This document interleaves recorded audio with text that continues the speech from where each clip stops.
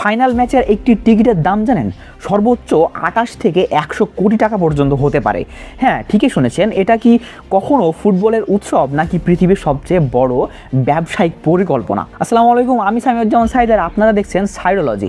Football বিশ্বকাপ শুরু হয়েছে একটি স্বপ্ন নিয়ে। পৃথিবীর সেরা দলগুলো মাঠে নামবে, দেশে দেশে উৎসব হবে, সীমানা ভুলে মানুষ এক হবে। কিন্তু 2026 সালে এসে সেই স্বপ্নের পেছনে একটি বিশাল ব্যবসার ছায়া দেখা যাচ্ছে।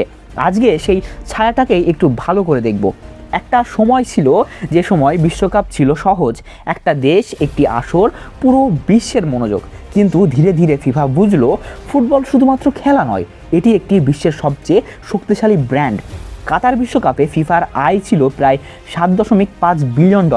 2026 সালের লক্ষ্য তার চেয়েও অনেক বেশি। আর সেই লক্ষ্য পূরণ করতেই বেছে নেওয়া হয়েছে যুক্তরাষ্ট্র, যাকে বলা হয় পৃথিবীর সবচেয়ে বড় বিজ্ঞাপনের বাজার। 2026 বিশ্বকাপে প্রথমবার চালু হয়েছে ডাইনামিক প্রাইজিং। এর মানে হলো চাহিদা বাড়লে টিকিটের দামও বাড়বে। ঠিক যেভাবে বিমানের টিকিটটা কাজ করে, যে সময়তে বেশি প্রয়োজন হবে সেই সময় টিকিটের দামটা বেড়ে যায়, ঠিক সেই রকমটা গ্রুপ পর্বের একটি সাধারণ ম্যাচের টিকিটের দাম 13 থেকে 14 লাখ টাকা হতে পারে। আর ফাইনালের কথা তো প্রথমেই বললাম যে এটা 28 কোটি টাকা থেকে 100 কোটি টাকা পর্যন্ত হতে পারে।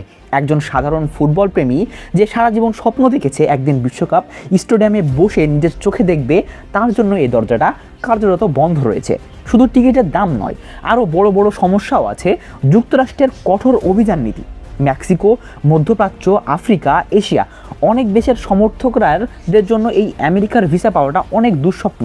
ভাবুন, আপনার দেশের দল বিশ্বকাপ খেলছে কিন্তু আপনি সেখানে যেতে পারছেন না। কারণ কি? একটিমাত্র কাগজ।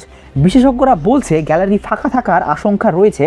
আর যে বিশ্বকাপের গ্যালারি ফাঁকা, সেটা কি আদৌ কোনো উৎসব হতে পারে? অন্যদিকে আমেরিকা আর কানাডা ফুটবলকে এখনও সকার বলা হয়। সেখানে ফুটবল এখনও দ্বিতীয় বা তৃতীয় শ্রেণীর একটা খেলা। চিরচেনা বিশ্বকাপের আবহাওয়া সেখানে পাওয়া যাবে কি না, সেটাও একটা বড় প্রশ্ন তোলে। সমালোচকরা বলছে যে ফিফা এখন আর একটি ক্রীড়া সংস্থা নয়, এটি পৃথিবীর অন্যতম বড় ব্যবসা। কেউ কেউ এর কার্যপদ্ধতিকে মাফিয়া সংগঠনের সঙ্গেও তুলনা করতে দ্বিধা করছেন না। 48 দলে সংখ্যা বাড়ানো হয়েছে, কিন্তু কেন?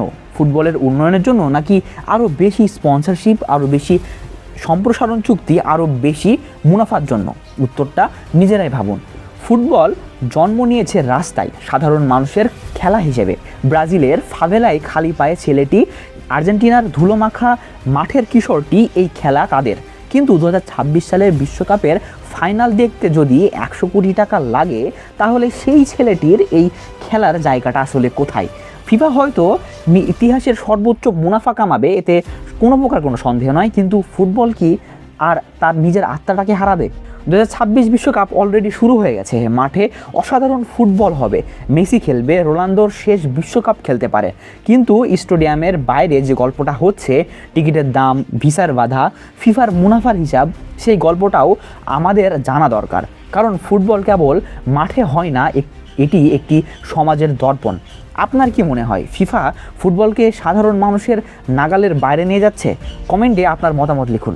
ভিডিওটি যদি ভালো লেগে থাকে তাহলে লাইক দিন, চ্যানেলটাকে সাবস্ক্রাইব করুন। দর্শন, ইতিহাস আর বিশ্বের বড় গল্পগুলো নিয়ে আমরা আবারও আসবো। ততদিনের জন্য আল্লাহ হাফেজ।